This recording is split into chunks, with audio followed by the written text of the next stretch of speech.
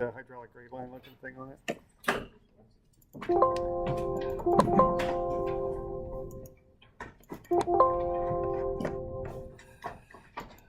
That's part of the homework? Yeah, it is.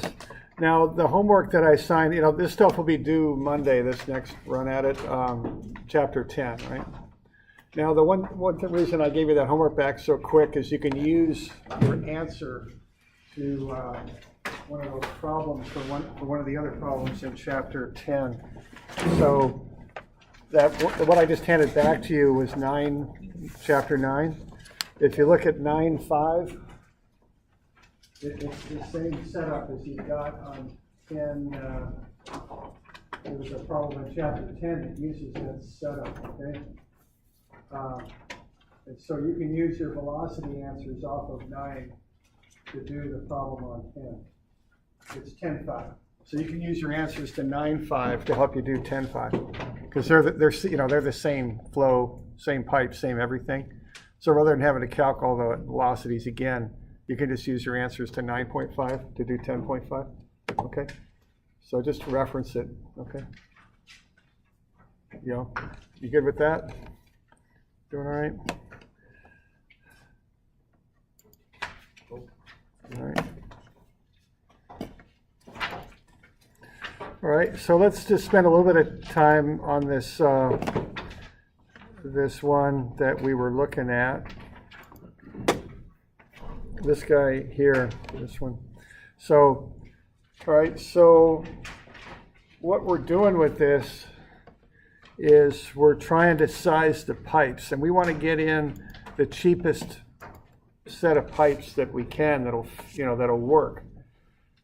Now, what the deal is your pressure in that system can't drop below 30 psi. Okay, that's the deal. And then we ran through the calcs on that, and what we found out is that 30 psi is 69.3 feet. Okay, that's what 30 psi is. So I think the best way to approach this thing is like a hydraulic grade line. And so we went through this. We converted the 30 psi into 69.3 feet, and then we just draw a line above the pipe, 69.3 feet. And we went through that, and we got the elevations there. And I've got them listed there for that top line. So what you can then do is use this idea of a hydraulic grade line to design that pipeline. What you know is you can't have too much head loss in the pipeline, because if you do, you're going to drop below the 30 psi, below the 69.3 feet. So what the approach on this thing is to look at the available head loss that you have for each run of pipe, and then pick a pipe that will not exceed that. Okay, that's the idea. So what we figured out for that first one there is that at B, you've got to have a hydraulic grade line height of 559.3. Okay, that's required. That's going to be the 490 plus the 69.3. That's what you need at B. You're starting off with a hydraulic grade line there up at the elevation of that tank at 574. So if you take 574 and subtract off 559.3, what that means is you can use up to 14.7 feet of head loss. Your hydraulic grade line can drop that far in that 200-foot run. So y'all okay with that idea there?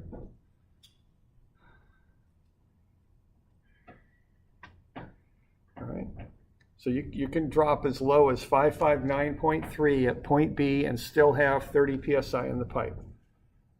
You're starting at 574, so that means from A to B you can drop 14.7 feet.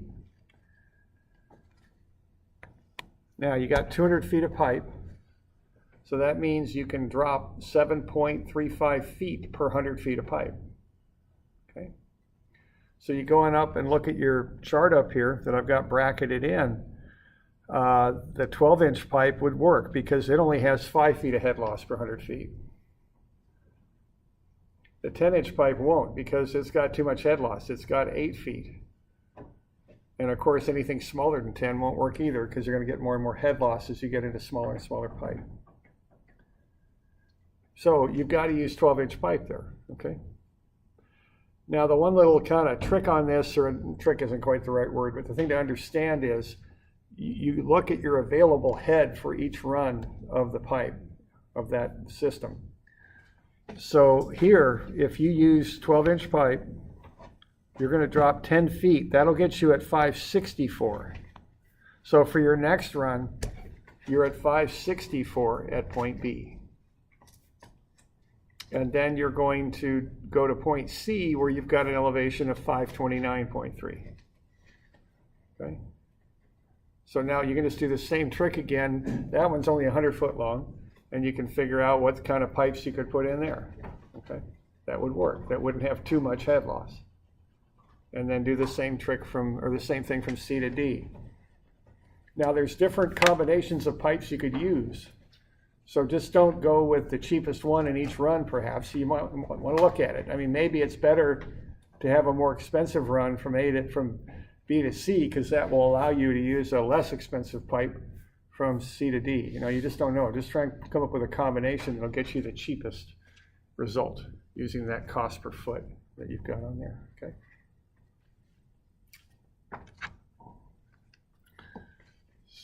So we doing all right with that? And you know, this has some similarities to that slide I showed you where they were using that hydraulic grade line, you know, to design that one pipe, and they analyze it and just say, oh, we're going to have a problem with this particular manhole because, you know, the grade line's too high there. The water's going to flow out. This isn't the same problem, but it's a similar idea. You're just kind of carrying that hydraulic grade line through. It's a nice visual tool. It helps you design stuff. Okay, that's what it does. Okay. So. All right, so that's 10.8. All right, so that's that one. Any questions on that? So the goal is to come up with 3 pipes that'll fit in there, and also that will work, not have too much head loss, but also will give you the cheapest, lowest price, you know, that you can have. That's the idea. Okay. All right, so 10.1 through 10.8 are due Monday. So, all right.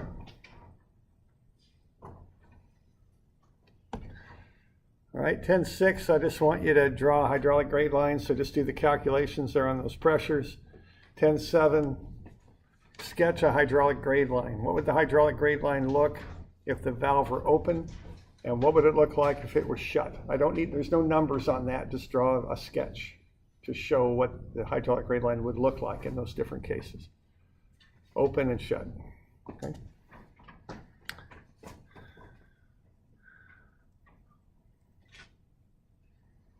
So that's just a sketch.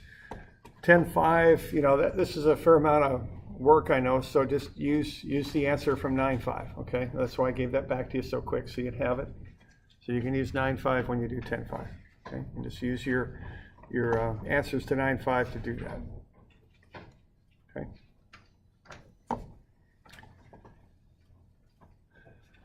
You know, these 4, the first 2 are just like what we did in class, very similar, 10.1 and 2. 10.3 and 4 are a little bit more, you know, a little different, so you might have to be thinking a little bit more on those. 10.4 is a lot like that one problem we did with the tank with the pipe down below the surface and finding the velocity coming out of the pipe and all that, okay? We'll go over those if you have questions on them on Friday. They'll be due Monday, okay? All right. We got any questions on that?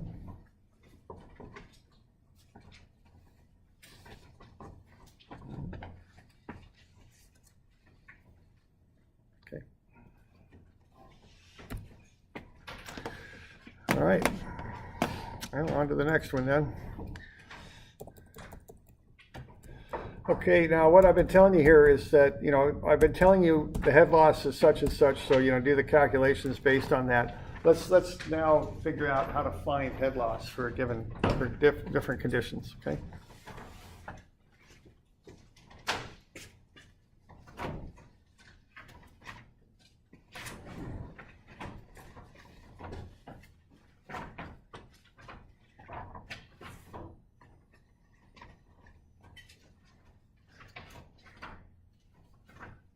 So we're in chapter 11 now.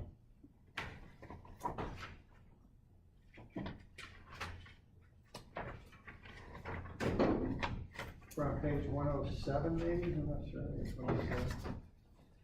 Not quite sure. Is that right? Yeah. So yeah, 107. Okay, so when you start pushing water through a pipe, you get head loss. Now, head loss is called friction loss sometimes because it's caused by friction. It's caused by friction and also turbulence. There's actually two kinds of head loss. There's major head loss, which is head loss in a straight pipe.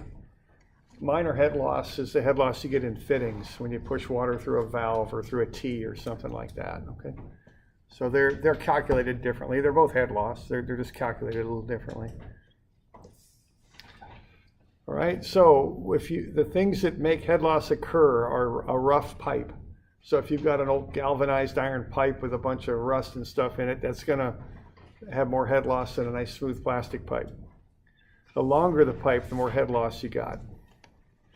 The higher the higher the velocity, that will cause more head loss. Higher flow rate or low pipe size, both of those can cause more head loss. Okay, they both cause the velocity to go up. Head loss does not depend on pressure. Okay, it's independent of pressure. Okay, there's two ways to figure this stuff up. These methods were created somewhere around the year 1900. The Hazen-Williams method is easier, but it's less accurate. The Darcy-Weisbach method is harder, but it's more accurate. So both methods are used. Now, one thing I'll mention about this stuff right off the bat is nobody can look at a piece of pipe and say it's going to have exactly this head loss, okay? It's too complicated. You know, there's water getting turbulent and bouncing around in the pipes. There's rust, there's things that happen. I mean, any of these answers you get are not exact, okay? It just isn't how it is. Now, in most cases, it doesn't matter. You just do the best with it you can, you know, and you get the best head loss you can and go ahead with it. And that seems to work fine. But just understand that you can't take a 500-foot piece of 8-inch ductile iron pipe and come up with an exact head loss for it theoretically. That ain't going to happen, okay? We don't have theory that it is that good. And we don't have a way to know the condition of the pipe that well. But we get a fairly good number and we just go with it. That's how head loss works, okay? All right, now I'm going to move ahead now to 118. 118? Yeah, 118, right. And this is the harder but more accurate formula. Two scientists here, Darcy and Weisbach, came up with this. And what they figured, they came up with this equation. So head loss in their equation is a friction factor that describes the roughness of the pipe times the length of the pipe. Okay, so the longer the pipe, the more the head loss, so that's why the length is on top, divided by the pipe diameter. So a big diameter gets you less head loss, so that's why that's in the denominator of the fraction, why it's on the bottom, because as the diameter goes up, you want the head loss to decrease. So it's the friction factor times the length over the diameter, and then you multiply it by the velocity head, which is v squared over 2g. So you square the velocity, divide it by 2 and by g, which is the acceleration due to gravity, 32.2 feet per second squared. So that's how you find head loss. So velocity, that's part of that equation. Yeah, it's embedded right in it. So this equation is very theoretical. They spend a lot of time kind of, relating head loss to some of these factors that we're familiar with: velocity, head, length, diameter, and then they have this friction factor that you get off of a chart. That's how this works. So it's more theoretically accurate than the other method that we'll get into, but it's also harder to use, unfortunately. All right, now there's different kinds of flows that you run into. There's laminar and turbulent. Okay? So if you think of injecting dye into a flow in a pipe or a channel. Laminar flow would be nice smooth flow where that dye would just move in a nice straight line. Turbulent is more common. Turbulent's like what if you're fishing for trout, you look at a trout stream, it's turbulent usually. It's got eddies and flows and bouncing water and all that. That's turbulent. Now there's actually a number that's used to determine whether flow will be laminar or turbulent. It's called the Reynolds number. It's the pipe diameter in feet times the velocity in feet per second times the density of the fluid divided by what's called the absolute viscosity. Oh boy, okay, so there it is. That's called the Reynolds number. It doesn't have any units, it's unitless. When the Reynolds number exceeds 2100, the flow starts to become turbulent. Okay. Now, there's also something that we use in finding this factor of F that's called the relative roughness. It looks like a backwards 3. What that is a Greek letter epsilon. That's the depth of the largest pit or imperfection in the pipe in feet. D is the pipe diameter in feet. Okay. So that's called the relative roughness, and that helps you to find the friction factor. You know, as you might expect, the rougher the pipe, the more friction you're going to have, the higher F will be. Okay, so let's walk through an example of this. This is called the Moody diagram. It was developed by this scientist named Moody, but I think it's that way because when I look at that thing, I start getting kind of moody because I think it's going to be kind of tough to read this thing, but I'm not quite sure why they call it the Moody diagram. You'll notice there in that little box, they've got that epsilon value in feet for common for different types of pipe. Okay. All right, so off we go. We're going to do one example of this. This example is on page 121. So we're going to find the head loss for 600 gallons per minute, GPM is gallons per minute, flowing through 1,800 feet of 6-inch unlined cast iron pipe. The temperature is 70 degrees. And yeah, let's change that to 70. That needs to change to 70. Thanks. So that's a typo. Let's make it 70. One of the nice things about being a teacher, see if you don't like a number, you can just change it. That's pretty good. So it's 70. All right. So let's go have a look at that chart that we all ignored a couple weeks ago. Let's look at it in a little bit more detail. The chart is back at the beginning of the book. Not quite at the exact beginning, but back that way. 58, thank you. It's on page 58. What we have there are lists of numbers for different temperatures. So we've got water at 70 degrees. And what we want is the density, which is in a unit called slug per cubic foot. Don't worry about it. Just a slug is what's called the imperial unit system, unit of mass, okay? So what we have for our density is 1.936. And then also off of that, we get our absolute viscosity, 0.0000. So there's 4 zeros, 20, 30.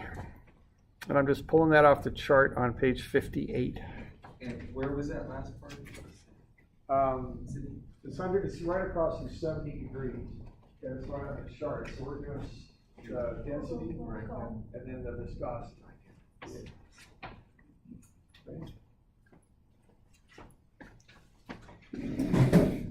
Are you putting the dynamic viscosity? Yeah, we're going to use that. Viscosity? Yeah, I think I have a typo on the absolute part. That should be dynamic. Oh, I see. My bad. Okay.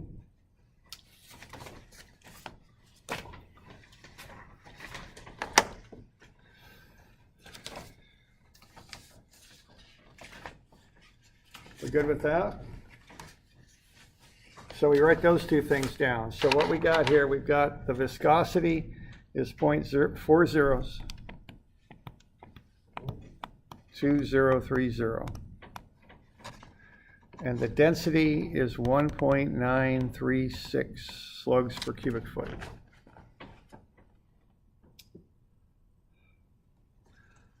Okay. Now the next thing we want is how fast the water's moving. Now what we got going on there is 600 gallons per minute in a 6-inch pipe.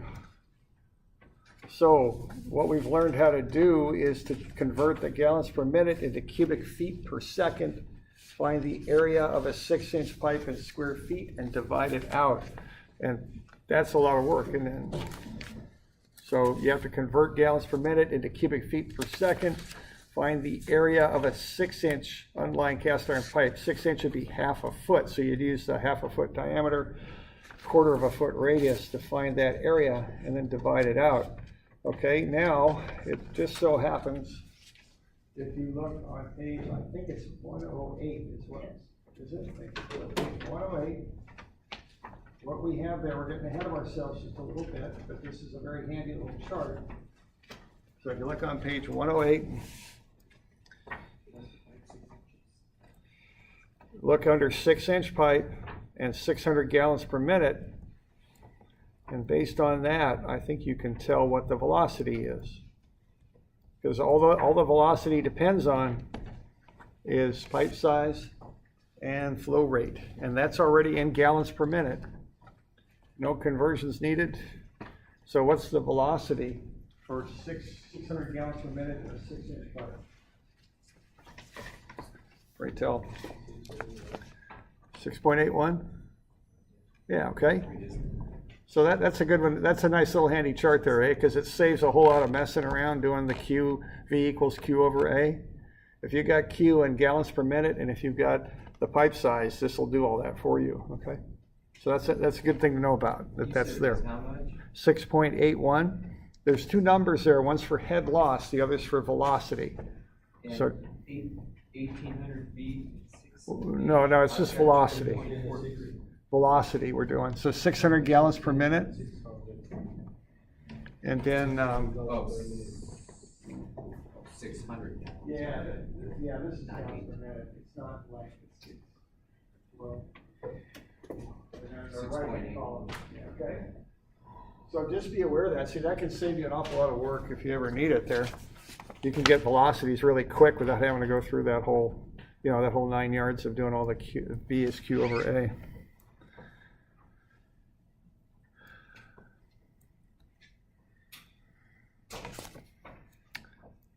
All right, so the velocity is 6.81 feet per second.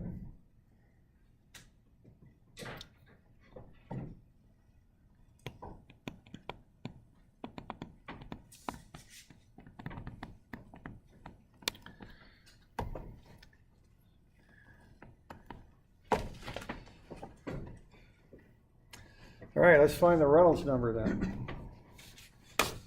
So what we're going to do to find this Reynolds number, which is N for number and a little subscript of R for Reynolds, is we're going to take the the diameter, times the velocity, times the density. Density is shown with this Greek letter rho, it's called. It looks like one of our P's. It's a little bit curvy there. And then we divide it by the viscosity. So you just multiply the numbers together. This is dimensionless, so we don't need to worry about the dimensions so much, although the diameter needs to be in feet, so that'll be 0.5 feet. We got the velocity, that's 6.81 feet per second. And then we got 1.936 slugs per cubic foot.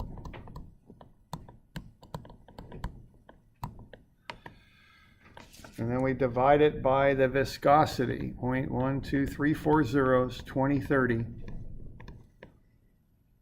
pounds second per square foot.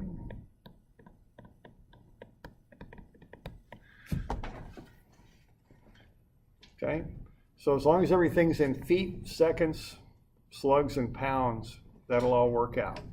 And it's just going to be a dimensionless number. And if we run that, what I got was something on the order of 325,000, I think. Yeah. And it doesn't have dimensions, it's just a number.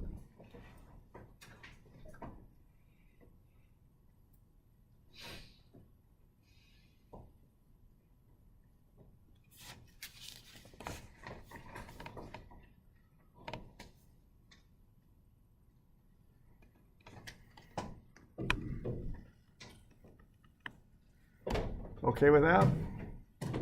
Called the Reynolds number. Okay. All right, now we're going to find the relative roughness. So we're going to find this for our particular pipe, which is 6-inch uncoated cast iron. It looks like the size of an average imperfection in that pipe, a pit or a little bit of a roughness, is 0.0008. We've got 6-inch pipe, which is 0.5 feet. So if we run those numbers, we're going to get 0.0016. That's called the relative roughness. That's the ratio of the average imperfection, which is epsilon, divided by the diameter of the pipe. So everything's done in feet. So you're getting epsilon over D for that. Question. Yeah. The 0008 is the pipe type. What page did I find that? Charlie? That's on the Moody diagram. It's a little insert in the Moody diagram. So whatever page that Moody diagram with all the curves on it. Page 120. 120. Yeah, okay. Thanks. 120. All right.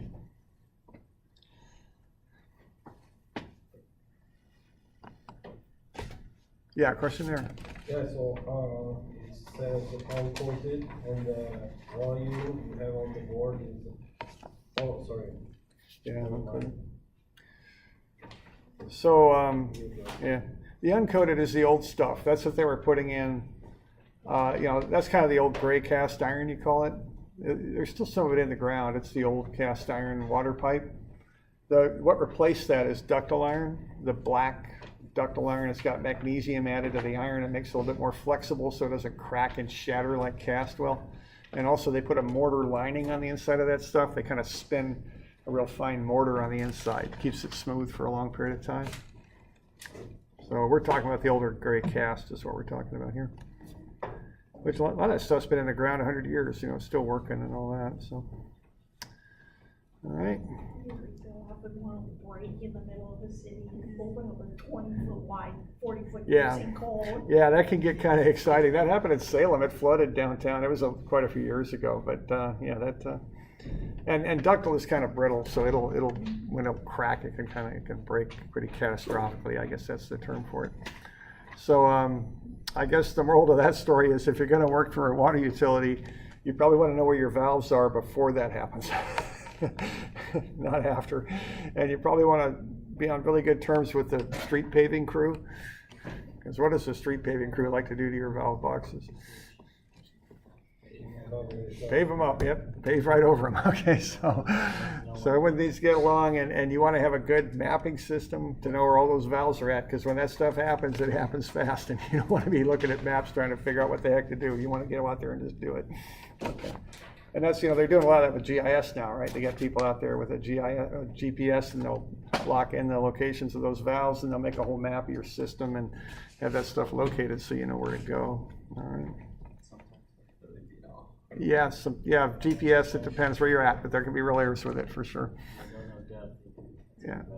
What's that? I don't know the depth either. Yeah, that's although that valve box should be up top, but yeah, you're right. I'm talking about the pipe down low, but. Yeah, they should have plans, but yeah, should have and do is two different things, that's for sure. Another thing you can do in addition to GPS are called swing ties. Just that valve, tie it in, just measure the distance from 2 points on the street that are going to permanent or going to be there. Get 2 of them, then you can intersect them in this field in a hurry and find where it's at. You know what I mean? So if your valve's here in the street and you got a light post right there that isn't going to go anywhere, and you got a fire hydrant right here, get a tape out and get 2 of those distances taped out. Mark it, put it on that GIS somewhere on the mapping system. So that way, if your coordinate's 30 feet off, you can still pull tapes and intersect and find quick where that valve's at. Okay? That's a good little thing to do. Okay, so let's see if we can use this crazy diagram here. So what we've got, our goal here is to find the friction factor. That's over this way, okay? So what we're gonna do is, and you're gonna have, I'm sure you can't read this, I hardly can from this distance, but look at your page 120 here, and let's see how to use this thing.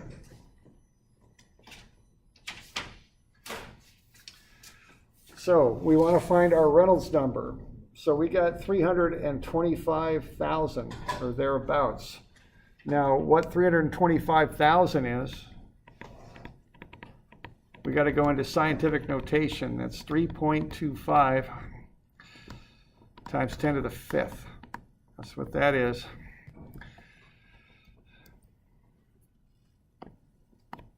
Okay. And what I'm doing, I'm taking the decimal point and I'm moving over 5 places and making it 3.25. So I want 3.25 times 10 to the 5th.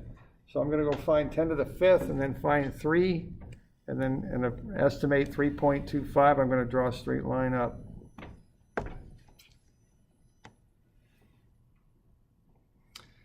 Okay. What I'm going to do next is I'm going to find my epsilon over d value. Okay, and those are those curves that kind of gently slope up as they move to the left. And I've got what, 0.0016 was it? I think. Yeah, 0.0016. Now I don't have a line for 0.0016, but I got one for 0.001 and 002. So I'm going to just estimate where 0.0016 is and just kind of run that line over. And then I'm going to intersect, and then I'm just going to head over that way, okay? And that's where I'm going to get my friction value, my F. So you get the Reynolds number and you get the epsilon over d just to get that F value. So you draw a line straight up from your Reynolds number, you follow the curved epsilon over d line in, estimate if you have to, intersect and pull it on over to the left. And that's how you get your F. I'm having trouble hearing you. I was wondering if you could just run through real quick one more time. Okay, so what we want to do here is we've got the Reynolds number here. Reynolds number? Okay. And find 3.25 times 10 to the 3.25 times 10 to the 5th. That's on the bottom. Draw straight up from there. I have 10.5, or 10 to the 5th on both sides. Yeah, so find 1.5, 2, 3, 3.25. Unless he just Okay, so just draw straight up from that. You got to estimate on this thing. right here. So here's 10 to the 5th, 1.5, 2, 3. In between 3 and 4 is 3.25. Mark that point and draw straight up. On your, on the friction factor, I'm looking at the line that's going across, and I can't see it too well on the board there. Right, yeah, you got to follow it on your tape. Oh, that was That's epsilon over d. I was looking over here. I was too. 0.016. Yeah. Which is these guys. 0.015, yeah, right in there, so there's, no, it's 0.00. So the friction factor is about 0.00. Between 1 and 9. What's So six? you're 0.016. So you're 0.010, 0.020. No, it's these guys here. Roughly at this point. So here's 0.01, yeah, and A little over 0.02. halfway. So you're somewhere between those. So once you You have to interpolate it. Then you come back over to. You see that. Yeah, that's. then you come back over to this number. Either side. Either side's the Follow same. that line on up. They put them on both sides so that if you're closer this way. I think it's a curved line, so you kind of draw it at a curve. Since- Yeah. What curve line? That's what we are. So Here's 0.01, 0.02, yeah, just follow between those two dark lines. Oh, They don't curve much in there. So we curve up this way. Yeah, if you kept going over, right, you'd have to curve up quite a bit over So this is where our final number would answer would be. there. Over on the left, yeah. Up here, not straight across. Yeah, well, no, you, once you intersect, then you read straight across. So we go right here, that's, Yeah. so why do we even need to know the Reynolds number? Because it don't like stop and clear across. Oh, okay, so otherwise. we- Yeah, right, yeah. Gotcha. Good, everybody all right? All right. So, you know, as I've said, that's a lot of work to find F.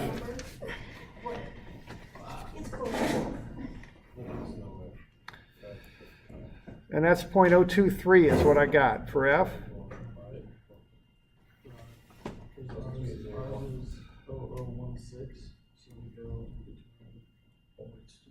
And that's the friction. Right, that's how you get F.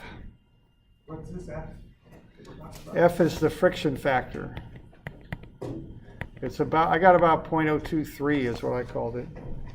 You know, don't quibble over, you know, 0.022 or 0.024, you know, just make a call and call it How good. did we find the F?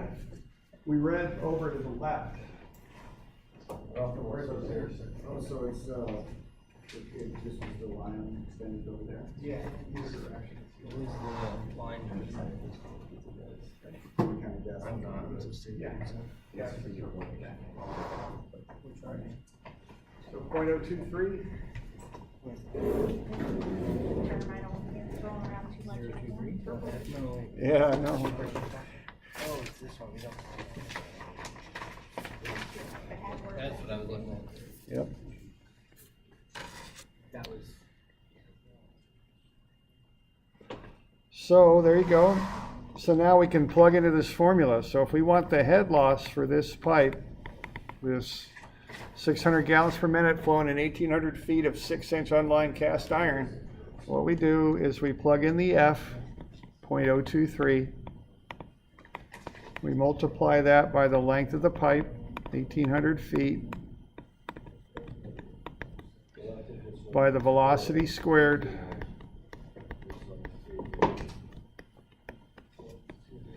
Then we divide it by the pipe diameter in feet, 0.5, divide it by 2, and divide it by gravity, 32.2.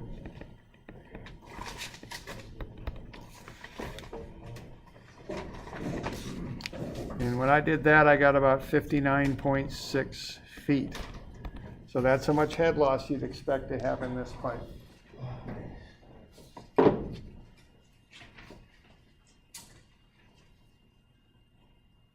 Is that, after, for gravity, 32.2 feet per second? Yeah, feet per second squared is the units. Times 2.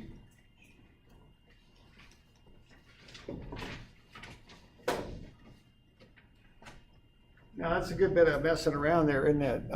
It's considered to be the most accurate method, I think. It's the most theoretically, it's the most theoretical of the numbers. But there is another way to do this, okay? But I just wanted to show you this once. If you're using software, you're probably going to use something like this. You know, if I were writing software, I'd program this into it because it's the most accurate method, I think. But if you're not using software, I'd probably use a simpler method, which is called the Hayes and Williams approach. Okay, so what I'm trying to tell you here is don't hang up on this stuff too much. We'll do one of them just to get you a feeling for how it works. And this is the most theoretically accurate, but what we're going to be doing is the Hayes and Williams because there's a nice chart for it that I showed you a little while ago. Okay, so the Hayes and Williams equation is kind of weird. It's head loss is 147.85 times the flow rate in gallons per minute divided by a roughness coefficient C divided by the pipe diameter to the 2.63 power, and you take all that to the 1.85 power. Okay? So when I look at that Darcy-Weisbach formula, that makes sense to me. You know, I can see the head loss, or the velocity head in there, the length, the pipe diameter. When I look at the Hayes and Williams formula, what I think is going on there is some scientists went into a lab and ran 10,000 different tests and got 10,000 different data points and did a best fit curve and came up with a pretty crazy relationship there to get it figured out. Yeah, Christian? So what situation would you use which one?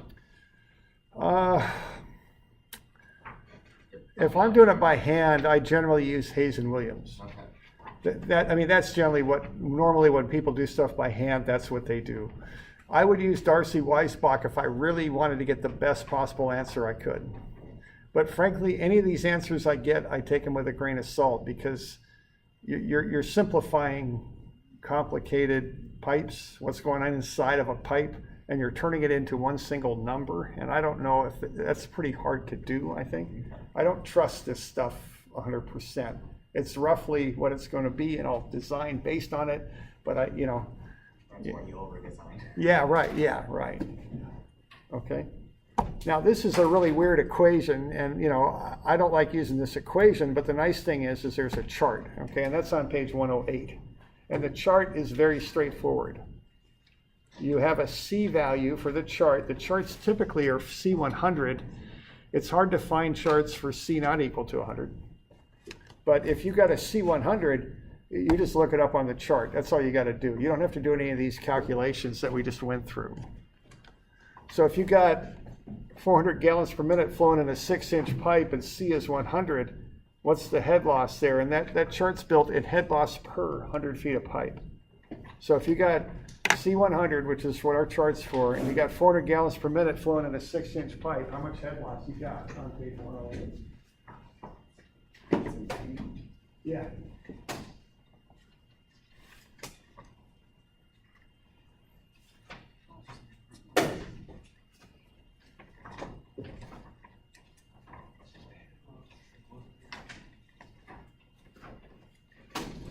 Just be sure you're reading the proper column. That's really all you gotta do.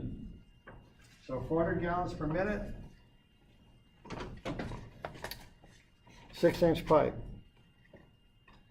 Read the far right column, I think. No, I'm sorry, read the middle column, my bad. So how much head loss do we got in 100 feet of pipe? 2. Yeah, that's it, okay. 2.20 feet per 100 feet. That's it, that's all there is to it. Per 100 feet. Yeah, that's how this chart's set up. It's per 100 feet of pipe. We're on page 108. 108, yeah. We're kind of going backwards is what we're doing. Okay. So C is 100 for this chart. It reads out in head loss per 100 feet, 400 gallons per minute. Read the middle column across on 6-inch pipe, 2.2 feet per 100. End of story. That's all there is to it. Okay.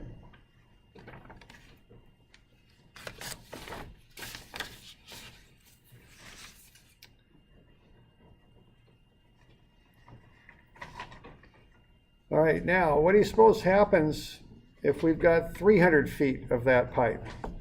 What do we got to do with that 2.2 feet of head loss? There you go, yeah. So if we got 2.2 feet per 100 feet, and we've got 300 feet of pipe, we got to factor that up by 3, right? So it'll be 6.6 feet. Now, rather than doing all these fractions every time, what I do, I just say, okay, I got 2.2 feet per 100, and I've got 3 100-foot lengths. I just do it that way, 6.60 feet of head loss. Okay. That's all. So just realize the chart's in per 100 foot is what it is. All right with that? So it's just a matter of reading the dang thing. Just be sure you're reading the proper column. Head loss is the middle column. Velocity is the one on the right. That's really all you got to remember so far anyway. Okay. 200 gallons per minute flowing in 376 feet of 6-inch pipe. What would that be?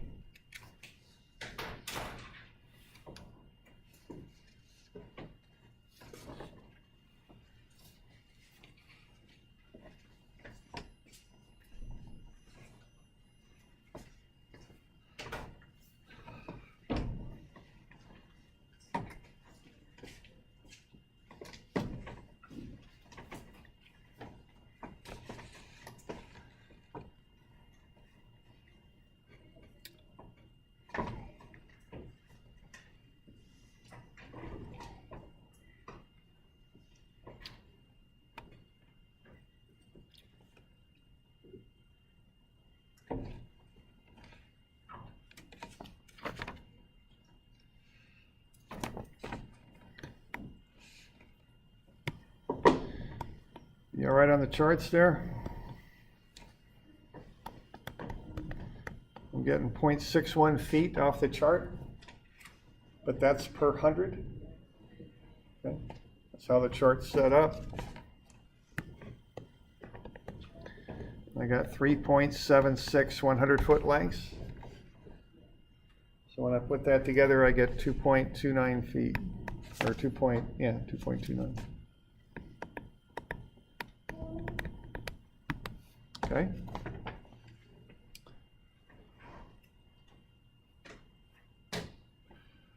So that's the everyday way of getting head loss. Okay.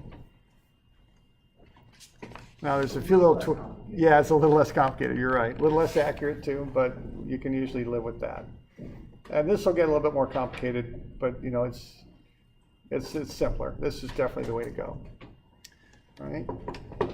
So, all right, so we got that stuff from chapter 10, right? 10:1 through 10:8. That'll be due Monday. We'll cover it on Friday.